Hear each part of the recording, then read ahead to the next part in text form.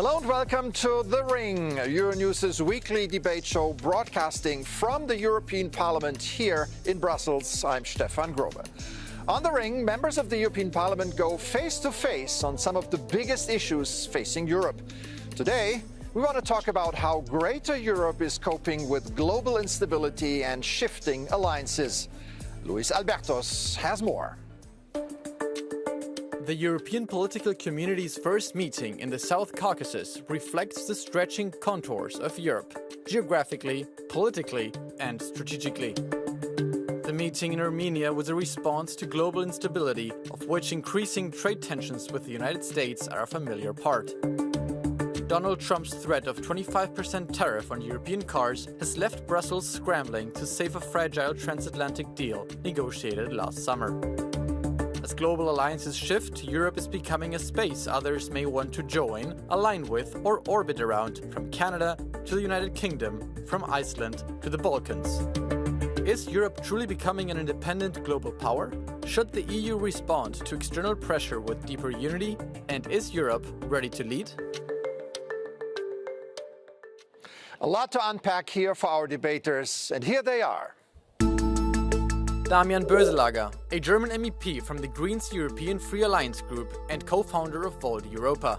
He is the Vice Chair of the Committee on Economic and Monetary Affairs and a member of the Delegation for Relations with Canada in the European Parliament.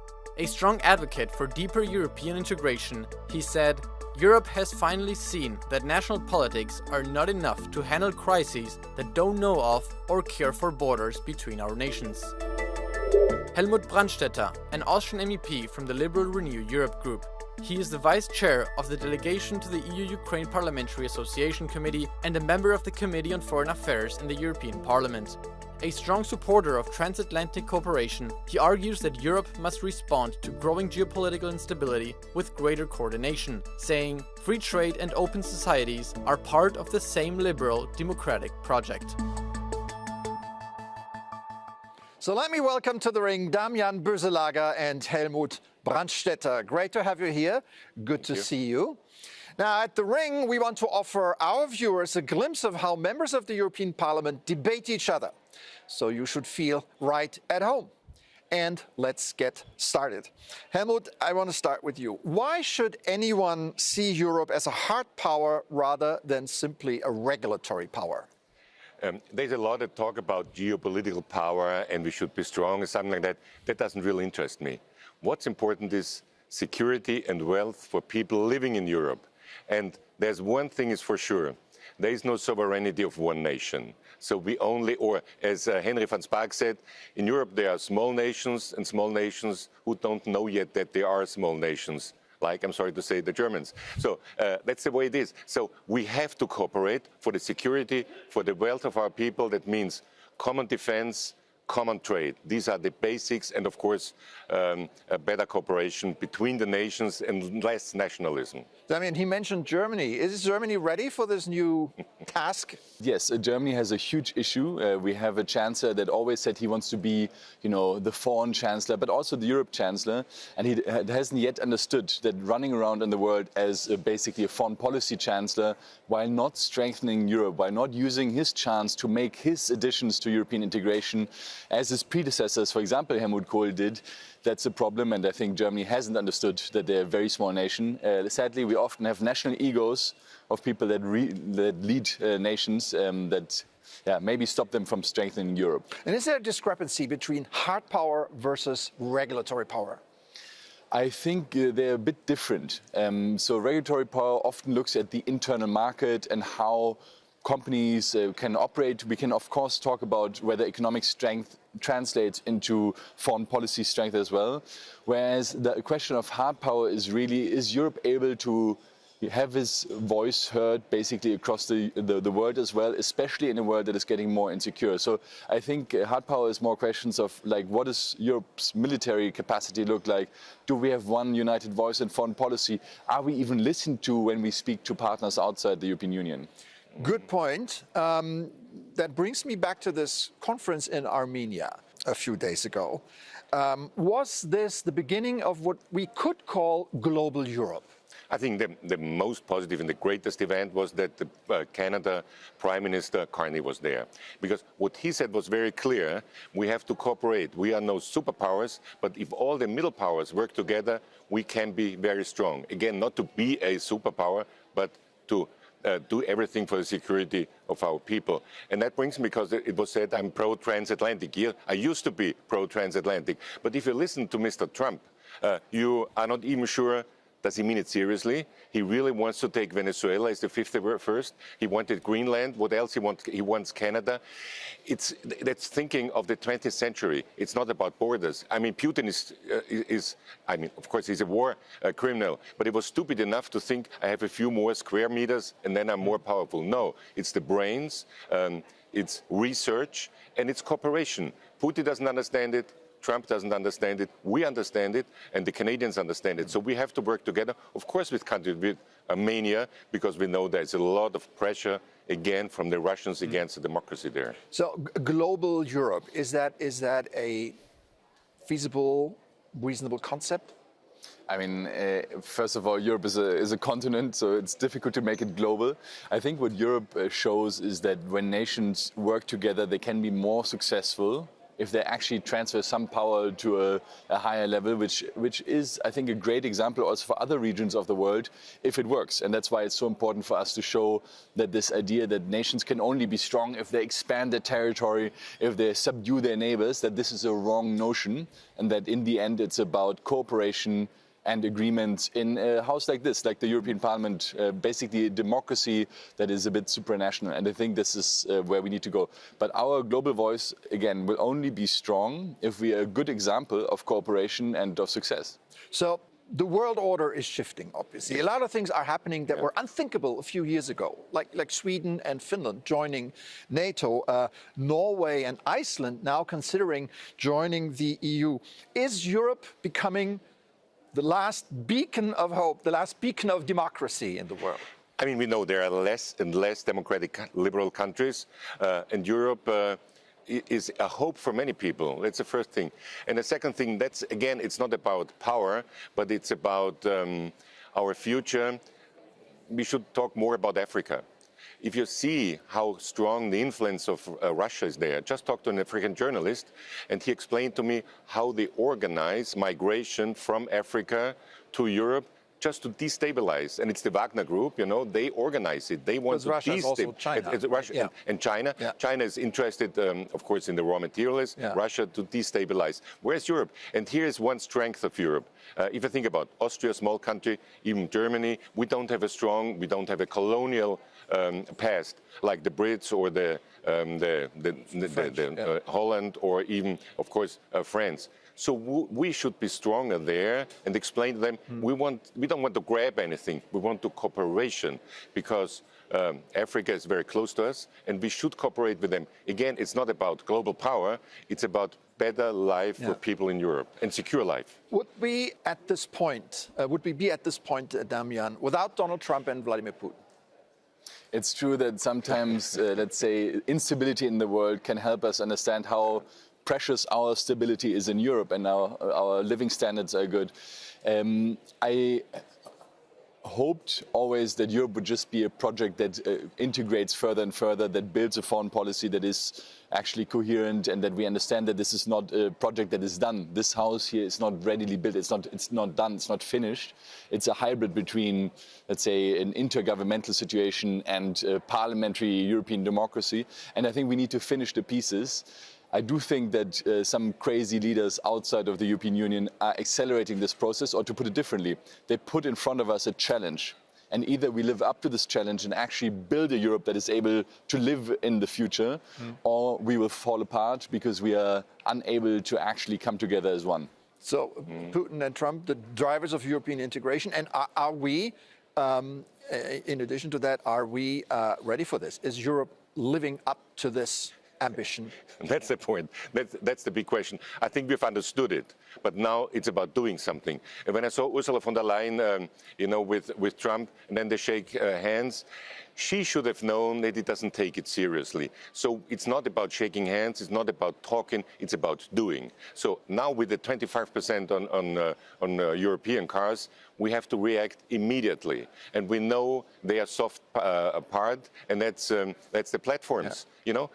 That's the reason why Musk is friend and why they're all friends with Trump, because they are afraid of us. We could be much stronger against them. We have to explain to them, if you want to make business here, you got to follow European laws. So we have to be more, not more outspoken, more outdoing. It's as Schuman said, Europe will grow in the Solidarität der Tat, so in the solidarity of action, not of words. Very good. Let me stop you here as we're just getting warmed up. Now it's time for our viewers to get a real flavor of the European Parliament chamber, where members ask each other questions. That means it is time for you guys to challenge each other directly, just as you do in the hemicycle behind us. So let's get started. Damian, I'm starting with you. So the first question to you, Helmut, would be, your party was also in government and promised the United States of Europe. What have you done to actually make them a reality? That's a very good point, because as you know, coalitions are very difficult to build. And with the Social Democrats, Conservatives and Liberals like us, there are a lot of differences. But what we have done, we have a very strong foreign minister, and her first trip was to go to Ukraine. She explained to the Austrians it's important that Ukraine also defends us. We were always part, as a neutral country, always part of supporting Ukraine, and we expressed that and did much more than the others. So is it enough? No, but there were very important first steps we did take. Are you happy with this? I mean, I think the realities are what they are. It seems like we all of us, all the different nations have to do more to actually push for more European integration. I think what I'm missing from all the members of the Council, so the 27 national governments, is to take actually up the challenge of the European Parliament to change the treaties of the European Union. So I was just wondering if there were any initiatives coming. No, a short answer.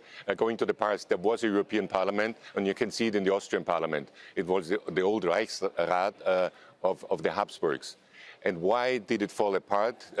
Because of nationalism. Nationalism first killed Europe and then killed many, many people. And that's we have to explain again. So I invite everybody to go to the Reichstag in Vienna and visit it. There you see a European Parliament. But you are right, we have to do more, yes? Yeah, I remember François Mitterrand in Strasbourg saying nationalism is war. Yeah, c'est la guerre, oui. I have another... Your question to Damian. Can I ask another one? No, first him. Later on. Okay. My question is very simple. What I hear in Austrian companies is bureaucracy. There's the Austrian bureaucracy and there is the EU bureaucracy. What did you do? And people, and the companies, especially SMEs, they are drowning in bureaucracy. What do you do for more competition and less democracy? Yeah, my dream would be is that we are actually following small entrepreneurs in different sectors to understand how much is actually communal, how much is regional, how much is national, and how much is European bureaucracy.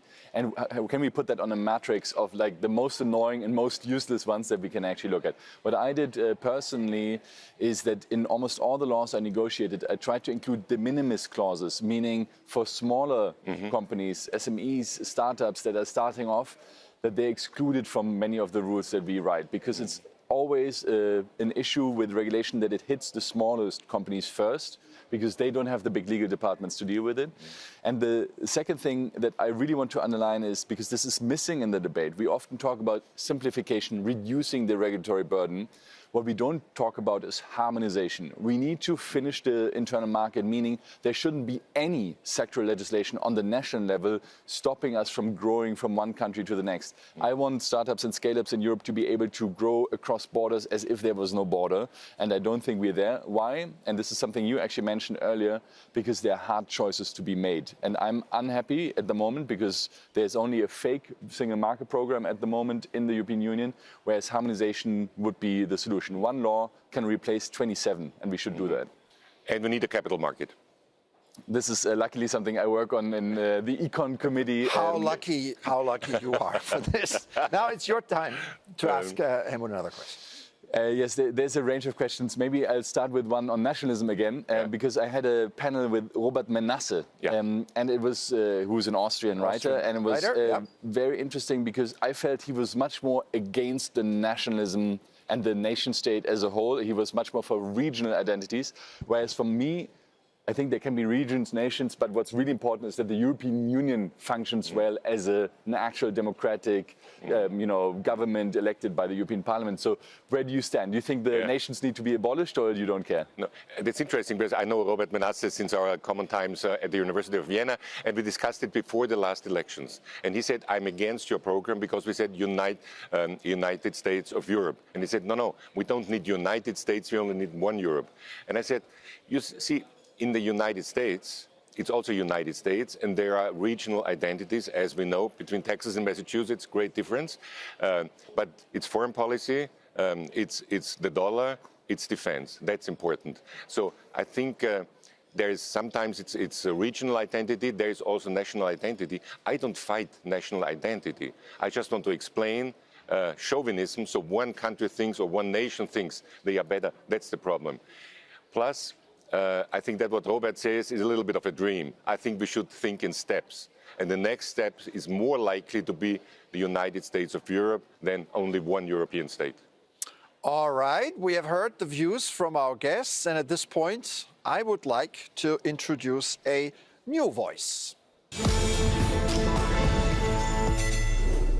For our quote of the week, let's bring in Canadian Prime Minister Mark Carney, who was mentioned already.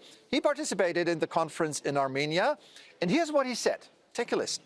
We're here because of the moral and security imperatives of our cooperation in the Caucasus, in the Baltics, in Ukraine, across Europe, and also because of the immense potential for our partnerships to build a better, more prosperous, sustainable, and just world for our citizens. And I'll close with this.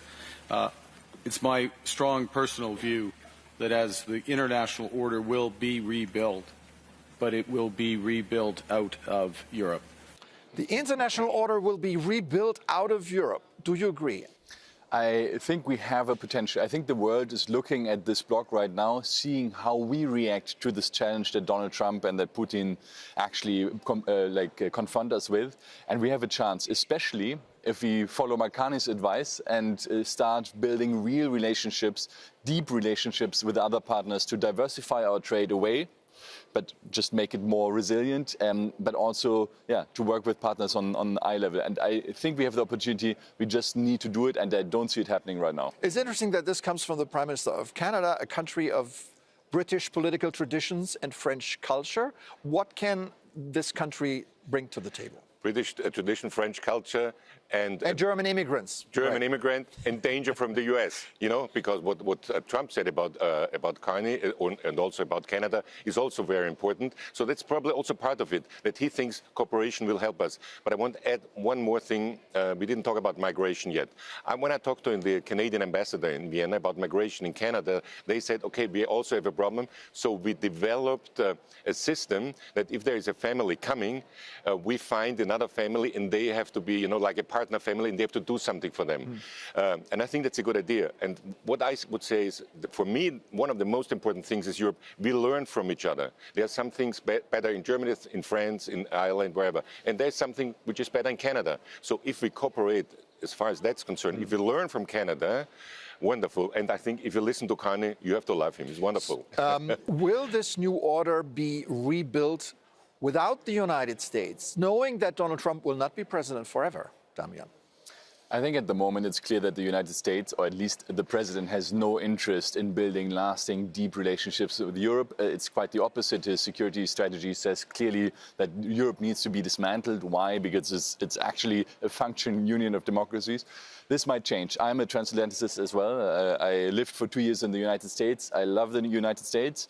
But it's also true that at the moment we need to understand we have an over-reliance on the United States, and we need to diversify our reliance, which means more trade relationships with different geographies, more deeper ties with others, a functioning European defense, and then we can also, of course, we have to also work with the United States as productively as we can. But at the moment, with the tariffs that also Helmut mentioned, we are in a situation that is quite negative and that might need a friend that is a bit more strict from the European side now, rather than like open arms. All right, let's take a break here on The Ring. We'll be back with more after this.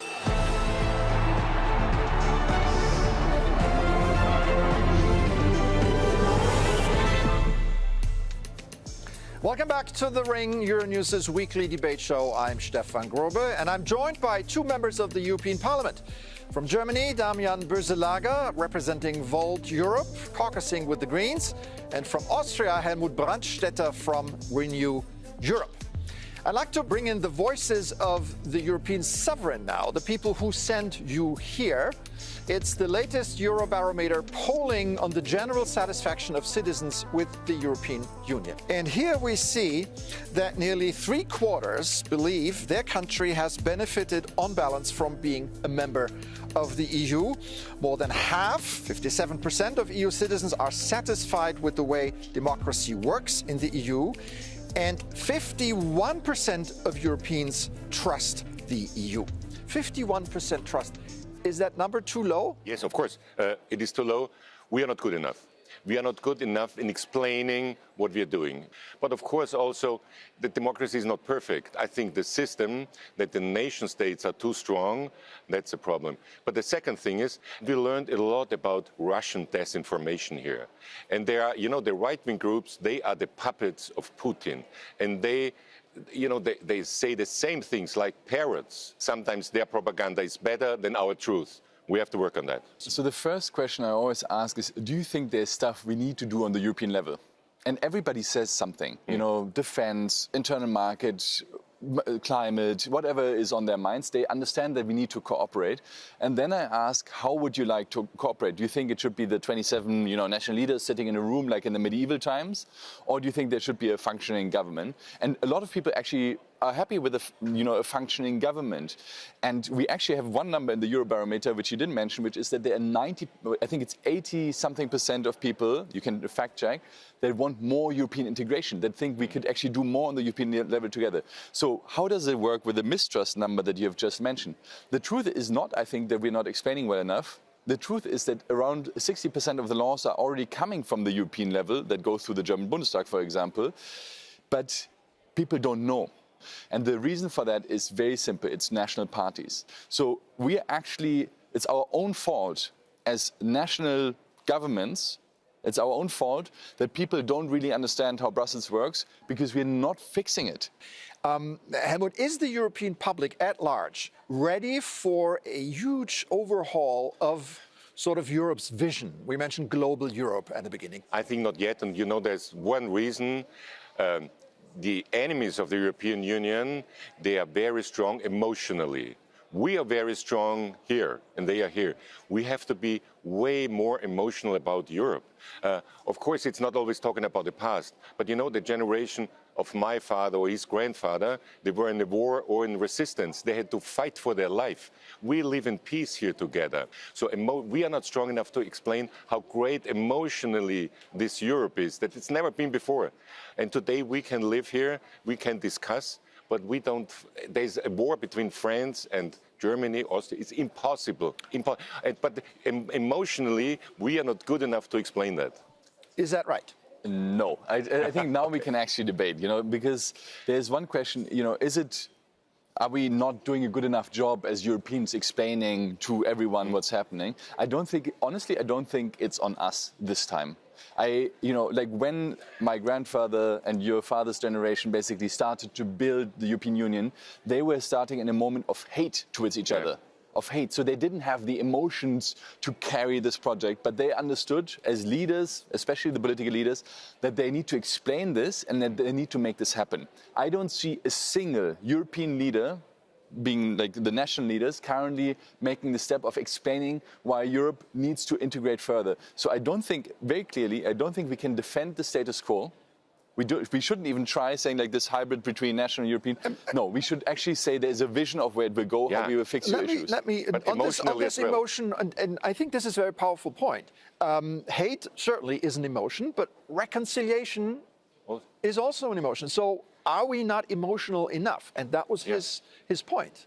I feel that like saying we somehow need to convince the hearts of the people, while at the same time national politicians constantly lie about what's happening in Europe, while citizens are not being properly informed about what's happening in Europe, while people hate like the idea of von der Leyen because she's not elected by them. I think this is an uphill battle that we will not win. We need the national level. She was elected. She was elected by the European Parliament. So, who was like elected Mr. by Merz. the people, right? Like Mr. Merz. So, but the issue here is that she did not campaign, neither for the first time nor for the second time, as the lead candidate of her party. People didn't have the feeling that they can change. So what is important in elections? The feeling of being able to change the future.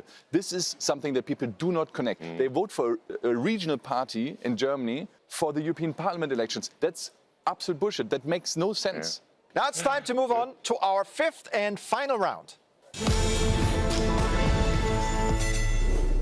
We want to do something different here. I'm going to ask you a set of questions and you can only answer with yes or no. Okay? Damian, has Europe for a long time confused moral leadership with geopolitical power? No. Yes. Yes. Should Europe create a joint European army? Absolutely. Yes. By the way, in what language is that army going to operate? English. just a thought. I mean, which language are we speaking here? Should defense spending rise above 3% of GDP across Europe? At the moment, it seems necessary, yes. Look, if we would actually pool the money, we would have much more and we could potentially spend less, but we are spending it very inefficiently. Okay. Is the EU currently capable of acting as a true global power? No. No. Has Europe become too risk-averse to act like a great power? Yes. We never tried. Okay. Will Canada join the EU someday? I absolutely hope so. I hope so. Okay. And in European elections, should voters across the EU vote for any candidate anywhere they like? Yes. There should be list elections, so no. No. So I could not vote for somebody I like in Italy, for And example. look, there should be two votes, one for a European list for the party you like and one for a regional representative. So it's a bit of a yes-no. Okay. That final answer brings us to the end of this edition of The Ring. Thanks again to Damian Boeselager and Helmut Brandstätter for a very interesting, lively conversation here from the European Parliament.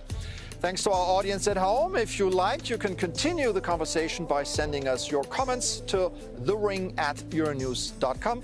That's it for today. I'm Stefan Grobe. Take care and see you soon here on Euronews.